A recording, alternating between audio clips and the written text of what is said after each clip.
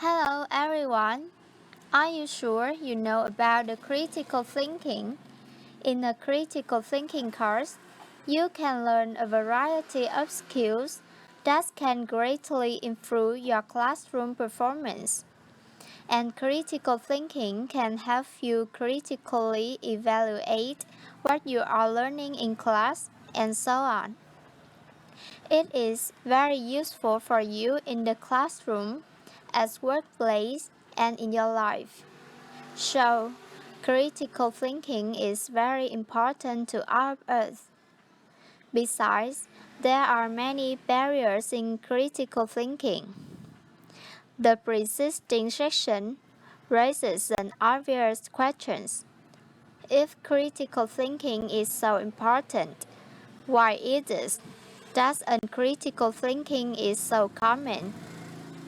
Why is it that so many people, including many highly educated and intelligent people, find critical thinking so difficult? The reasons, as you might expect, are quite complex. Here is a list of some of the most common barriers to critical thinking, such as lack of relevant background information, poor reading skills, distrust in reason, wishful thinking, face saving, and so on. But here are the five most important barriers that we need to be aware of. That are egocentrism, sociocentrism, unwarranted assumptions and stereotypal relativistic thinking, and wishful thinking. Now, let's learn more about these barriers with my group. Hello everyone, I'm Hom and I'm from Group 4. Now I will talk about egocentrism. Egocentrism is a tendency to see a reality as centered on oneself. Egocentrics are selfish, self-absorbed people who view their interests, ideas, and values as superiors to everyone else. They think their own interests and ideas are more important and better than everyone else. Egocentrism can manifest itself in a variety of ways. Two common forms are self-interested thinking and self-serving bias. The first one is self-interested thinking. It's supporting something because it benefits you or is in your interest.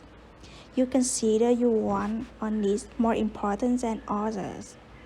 For example, you are one of the members to decide if classes will start early and end early or start late and finish late.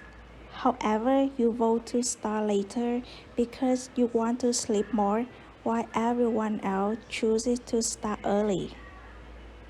The other one is self-serving bias. It's when you take credit for your successes and blame others for your failures. For example, if you get an A in an exam, you will believe it's because you are very smart. But when you get a D in the exam, you will say it's because the exam is too difficult. All of us are being affected to some degree by egocentric bias.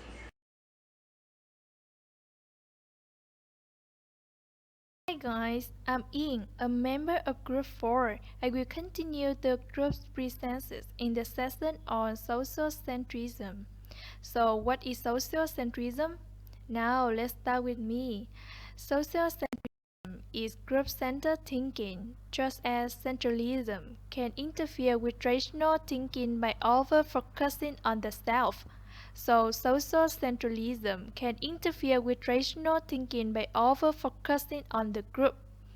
Social-centrism can distrust critical thinking in many ways. So, social scientists tell us that such thinking is extremely common throughout human history and across cultures. Now, let's see. As an example for this topic, Do you think the friend and the squid are equally beautiful, one more beautiful or less beautiful than the other? The squids are nature. Who is smarter, the squid or the friend, or thinks they are the same? The squids are smarter. What will he say about who is more beautiful? Will he think the squid and the friend are equally nice or one better than the other? He wants to say the friends are nicer. So, what is the result? Although more people overcome such tourist nationalist biases to some extent, few of us are able to overcome them completely. Clearly, the mind is better.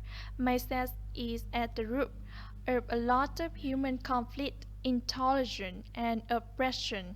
The lesson of these theories is clear. Authority moves us.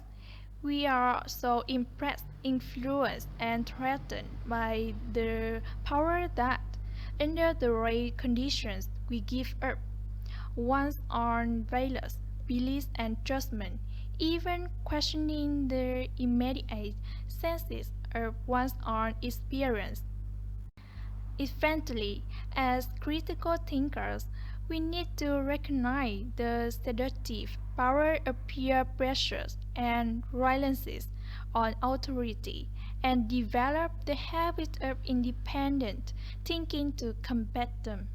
So that's all. Thank you. Unwarranted assumptions against our beliefs that project little to no supporting evidence.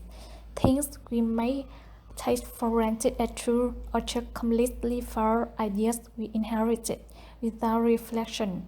When we reason using implicit assumption or filter proposition, whose truth is uncertain or implausible, we commit the fallacy of unwarranted assumption and the truth of our conclusions ingloriously affected. Prejudice that as stereotyped are some common ways in which we make unwarranted assumptions.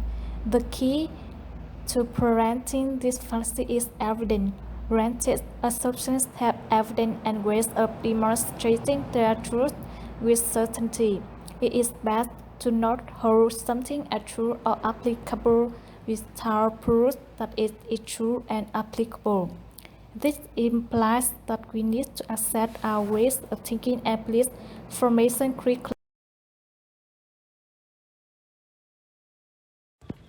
Hi guys, my name is Lê Thị Thùy Trang from Group 4. Here I talk about relativistic thinking. The theory of the relativity tells us that should accept custom and value of our societies. So if you like social intolerance, relativity implies that you should also be intolerant. This means that cultural ethical relativism has nothing to disagree or not. The fact that people disagree so much about moralities doesn't show that moral choice is simply a master opinion, but it must make a cause be open about the ethical belief. If million or condition intelligent people disagree with you, how can you be sure value or correct one? In this way, relativity you can teach us something important lesson on the value of the electoral humanities, but we not need relative is informed and misleading theory. To teach us this lesson, we can learn to trust by opening our hearts and minding and thinking critically about the changing of the life in a ethical life. The final of barriers to critical thinking is wishful thinking. when our primary reason for believing something is simply that we would prefer it be true, we are guilty of wishful thinking. Example, many support the rise of government to employ methods of broad and indiscriminate surveillance on the grounds that I have nothing to hide. Surely they suppose anyone who is innocent of wrongdoing will not be harmed, at least not too much, by minor intrusions into their private lives. Thanks for watching.